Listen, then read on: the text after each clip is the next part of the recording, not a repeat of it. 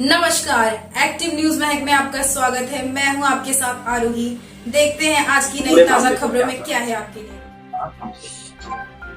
देखिए 20 जुलाई को सबसे पहले पेल्लार पुलिस स्टेशन में 2 मिसिंग केसेस दाखिल हुए थे, जिनमें से एक मिसिंग पर्सन का नाम था श्री विजय चौहान। दूसरे मिसिंग जो थे उसका नाम था मोनू अरविंद शर्मा।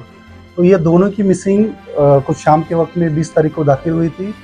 इसकी तफ्तीश इन्वेस्टिगेशन चालू था। उसी टाइम में 21 तारीख को मॉर्निंग सुबह ऐसी खबर मिली कि जो मिसिंग पर्सन, जो मिसिंग व्यक्ति है, वो मिसिंग व्यक्ति जहाँ पे रहते थे वो गांगलीपाड़ा, दानियोबाग में जो है गांगलीपाड़ा, वहाँ पे ओम साई वेलफेयर सोसाइटी है, मतलब चाल है। तो वो चाल में जो मिसिंग विजय चौहान थे, उसके भाई और कुछ जो जान पहचान के लोग हैं, वो घर में जाके उन्होंने वहाँ की जो टाइल्स थी, तो टाइल्स ब्रेक करके कुछ वहाँ पे ज़रा खुदाई करने के बाद में उनको एक बैड स्मेल जो है वो एकदम से आया। इसके वजह से उनका डाउट जो है उसके ऊपर में ज़्यादा गया और उन्होंने तुरंत पेल्लार पुलिस स्टेशन को इसके बारे में जानकारी दी। जानकारी देने के बाद में पेल्लार पुलिस स्टेशन के वरिष्ठ पुलिस निरीक्षक श्री जितेंद्र वनकोटी, उनके साथ में पुलिस निरीक्षक श्री दिलीप राख और उनकी पूरी टीम जो है वो तुरंत घटनास्थल रवाना होकर घटनास्थल की जांच करने के बाद में उनको ये अंदेशा हुआ कि यहाँ पे कुछ ना कुछ गंभीर घटना हुआ है। तुरंत उन्होंने यहाँ के लोकल जो मैजिस्ट्रेट है, तहसीलदार, उसके साथ में हमारी फॉरेंसिक टीम और पंच विटनेस वगैरह वो सब देख के उस जगह पे जाके जो ज़मीन के अंदर में जो मिट्टी ये थी वो खोद के निकालने के बाद में वहाँ पे एक बॉडी हमको रिकवर हुई। जो बॉडी जो मिसिंग पर्सन दाखिल हुआ था विजय चौहान, इनकी है। इस तरीके से उनके जो सगे भाई है, इन्होंने पहचान कर आइडेंटिफाई कर लिया था। उसके बाद में इस घटना की गंभीरता को देख के तुरंत पेल्लार पुलिस स्टेशन में जो गुना रजिस्टर क्रमांक है 408/2025, जो भारतीय न्याय संहिता की अलग अलग धारा, जिसमें 103, 1, 238 और 3(5) के तहत तुरंत मामला दर्ज करके जो इन्वेस्टिगेशन है, आगे का इन्वेस्टिगेशन के लिए हमारे माननीय police commissioner sir Niket Kaushik sir और इसके साथ में अपर पुलिस आयुक्त श्री दत्तात्रेय शिंदे सर, इनके मार्गदर्शन में अलग अलग टीम्स का निर्माण करके अलग अलग जगह पे आरोपियों की पकड़ के लिए तुरंत रवाना कर दिए गए। जिसके बाद दूसरे दिन जो हमारा कुछ टेक्निकल जो विश्लेषण था, उसके हिसाब से पुनः जिसमें एक हड़पसर करके एरिया है, वो जगह पर उनके होने का हमको कुछ अंदेशा हुआ। उसके बाद हमारी जो टीम है वो पूरा एरिया जब छान रही थी, उस टाइम में ये जो आरोपी है, हमारे टीम के नज़र में आए। तुरंत उनको ताबे में लेके यहाँ पे लाने के बाद आज सुबह तड़के माननीय न्यायालय के पास में समक्ष उनको खड़ा किया गया और इन्वेस्टिगेशन के लिए माननीय न्यायालय ने हमको 30 तारीख तक, मतलब 7 दिन की पुलिस कस्टडी रिमांड दे दी गई। सर, हत्या का कारण क्या था?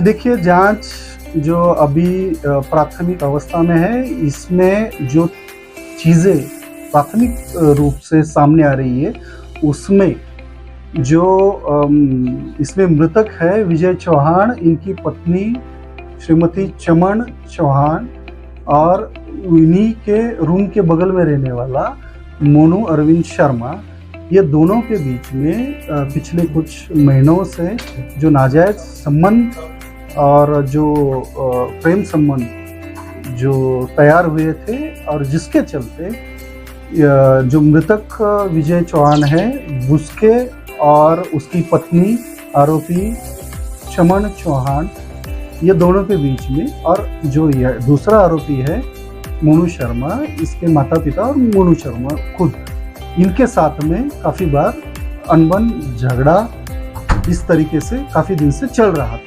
और इसी के चलते इन दोनों के जो चक्कर चल रहा था, इसमें इसकी बाधा ना रहे या फिर इसको हटाया जाए, इसके चलते आरोपियों ने जो मृतक है उसकी हत्या कर उसका जो शव है वो शव अपने ही घर में गड्ढा खोदकर उसमें दफन कर दिया। किस प्रकार किस हथियार का उपयोग किया गया था या किस पद्धति से? जी देखिए, हथियार और इसके बारे में जो है वो जब पोस्टमार्टम रिपोर्ट मिलेगा और उसके बाद में बाकी और इन्वेस्टिगेशन करने के बाद एक्चुअली भी किस तरीके से और किस इससे हथियार से या और दूसरे किस तरीके से इसकी हत्या हुई है, इसके बारे में और स्पष्ट रूप से जानकारी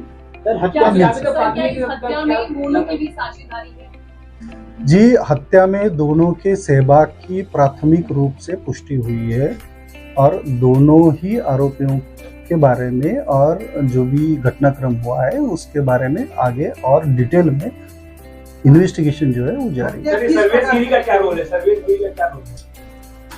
मैंने बताया आपको, देखिए जो अलग अलग फैक्टर्स या अलग अलग घटनाक्रम जो है वो घटनाक्रम की लिंक जब आप जोड़ोगे एविडेंस या कुछ पुरावे की दृष्टि से, तभी ये सब चीजें जो है वो सब चीजें क्लियर हो पाएगी। तो अभी ये जो प्राथमिक ही स्टेज पर अपना इन्वेस्टिगेशन है, जैसे जैसे ये पुलिस कस्टडी रिमांड में आगे इन्वेस्टिगेशन बढ़ेगा तो और भी काफी सारी चीजें हैं उनकी स्पष्टता मिल रही है। हत्या करने के बाद जो चमन है वो कितने बेखौफ थी उसी घर में रहना या उसके बाद कहाँ गई, इसकी जानकारी? देखिए हत्या ये अंदाजन 5 और 6 जुलाई के बीच में हुई है और उसके बाद तकरीबन 12 से 14 दिन तक आरोपी जो महिला है वो उसी घर में एकदम नॉर्मल तरीके से रह रहे थे, जैसे कि मतलब कुछ हुआ ही नहीं।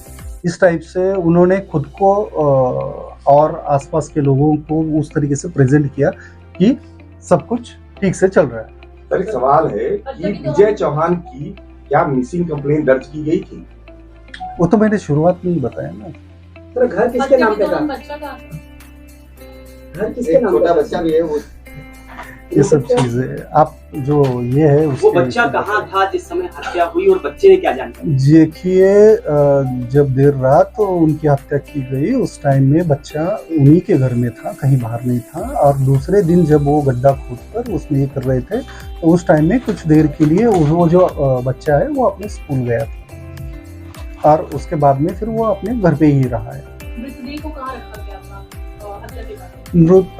हत्या के बाद में मृतदेह उन्हीं का जो सोने का पलंग मतलब जिसपे सोता है वो जो बेड है, बेड के ऊपर में ही मतलब उसके ऊपर में चादर वगैरह वो सब काफी सारा कपड़ा वगैरह डाल के लपेट के वहीं पे रखा गया था। और ये सब काम होने के बाद गड्ढा होने के बाद में फिर उसमें डालकर दफन कर। पुणे में कैसे पहचान हुई कि यहाँ पर वो औरत है या बच्चा है, कैसे उसको? देखिए कुछ छोटी मोटी जो टेक्निकल चीजें होती है, जो चीजों के माध्यम से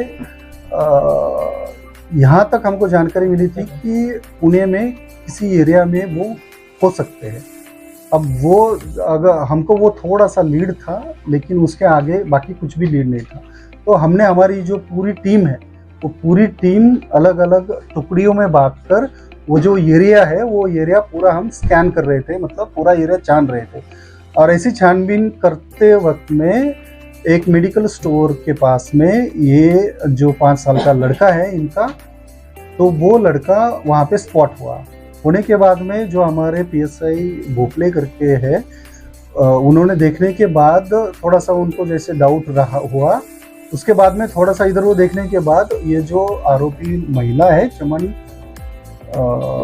चौहान, तो वो अपने सर के ऊपर में दुपट्टा ओढ़कर वहाँ से निकल रही थी। तो निकलते समय में अचानक मतलब हवा या किसी वजह से हुआ होगा, लेकिन वो जो दुपट्टा है थोड़ा सा उनके सर से सरक गया था, जिसके कारण वो एक कुछ सेकंड का जो है वो चेहरा हमारे ऑफिसर को देखने को मिला।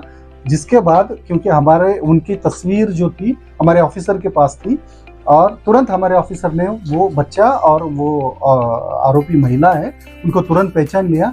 उन्हीं के साथ में ये जो दूसरा आरोपी है वो भी था, तो तुरंत हमारी टीम ने झपट कर उनको ताबे में ले लिया। इस हत्या को किस तरीके से अंजाम दिया गया, क्या किसी घातक हथियार का इस्तेमाल किया गया है या ऑलरेडी इसके बारे में मैं बोल चुका हूँ। मोनू शर्मा का बैकग्राउंड बताइए। देखिए, मोनू शर्मा एक बीएससी आईटी के अच्छे कोर्स में तीसरे साल मतलब तीसरे वर्ष में पढ़ाई कर रहा था। एकेडमिक काफ़ी अच्छा है उसका और काफ़ी तेज पढ़ने में है। सर ये हत्या कितना दिन पहले की गई थी? ये हत्या और ये भी बता गया ऑलरेडी 5 या 6 के बीच में ये रहा है।